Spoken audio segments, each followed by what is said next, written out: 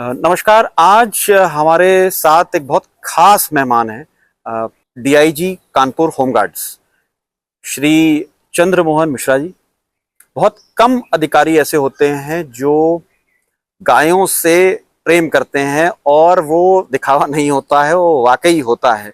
उनमें से ये ऐसे अधिकारी मुझे मिले अब हेता के पूरे टेन्योर में, जो शुरू से आज तक गायों से जुड़े रहे। जहां भी जाते हैं तो गाय ढूंढते हैं, जहां भी इनकी ट्रांसफर होता है तो ये गाय ढूंढते हैं और वहीं रहना चाहते हैं जहां आसपास गाय हो।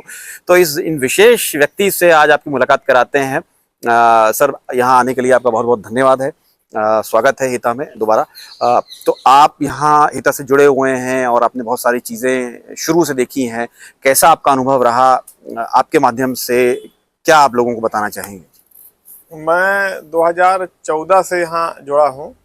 मुझे यहाँ जिला पशु चिकित्सा अधिकारी ने यहाँ पे जिक्र किया कि अगर आपको गायों के प्रति प्रेम और शुद्ध देसी गाय से अगर आपको प्रेम है तो आप हेता में संपर्क करिए।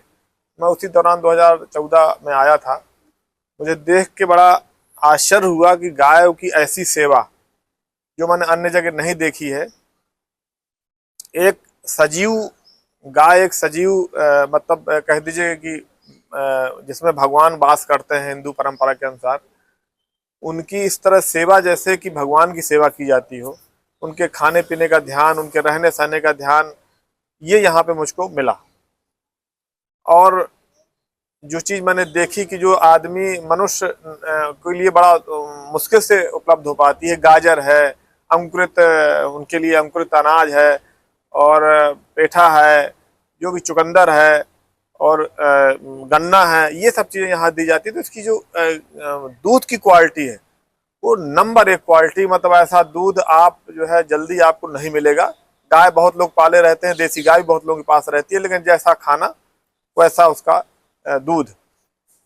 तो गाय बहुत लोग पालते हैं, साहिवाल भी पालते हैं, लेकिन आप हेता में जो मैंने देखा कि गाय की जो वो दूध की जो क्वालिटी है, मट्ठी की जो क्वालिटी है, घी की जो क्वालिटी है, वो दुर्लभ है, जो अन्य जगह आपको नहीं मिलेगी। मैंने इसका च्यवनप्राश, घी, दूध, मट्ठा, यानी यहाँ के अन्न जो है, जो गौ आधारित कृषि से उगाए जाते हैं, वो भी मैंने आपका यूज किया। तो उसमें जो आटा है यहाँ का, जो आटे से बनाई हुई चीज़ें हैं, वो जो बेजोड़ है, मतलब कोई उसका वो तुलनात्मक नहीं है। और ये तभी हो सकता है जब आदमी उसको बहुत ही मन से और ईमानदारी से निर्मित करेगा, वही उसको ऐसा प्रोडक्ट जो है उपलब्ध करा सकता है।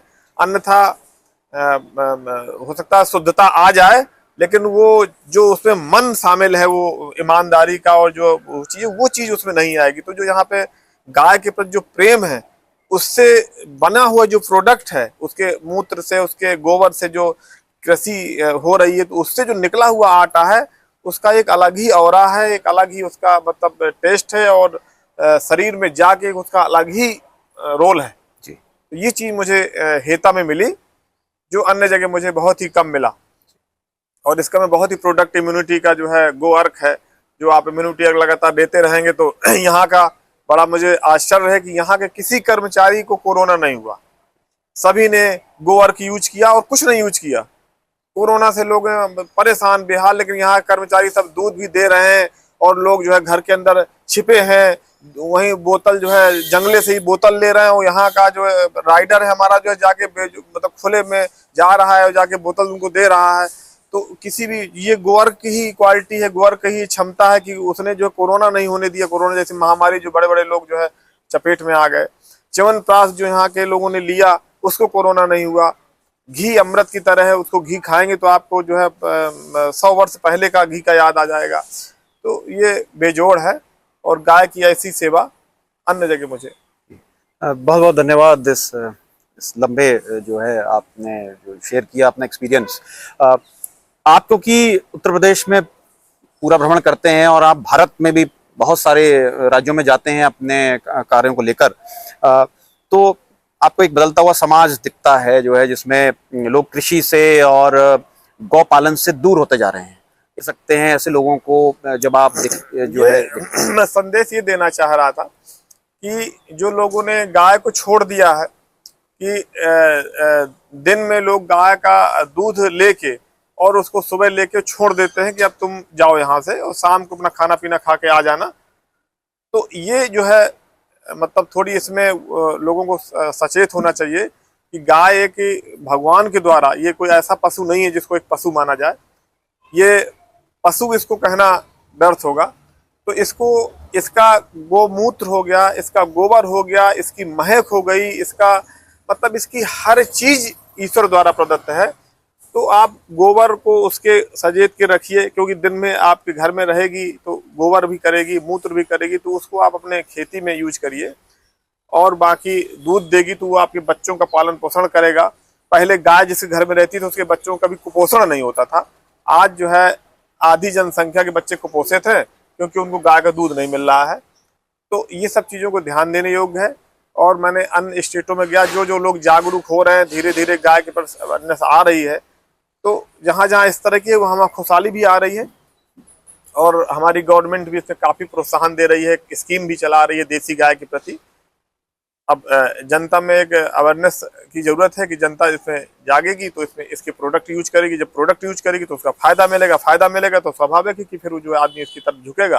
कि हर आदमी शहर में गाय नहीं पाल सकता, तो जहाँ गाय की सेवा हो रही है उससे प्रोडक्ट तो ले ही सकता है जी। तो ये चीज़ें जो है जनता में धीरे धीरे जा रही हैं।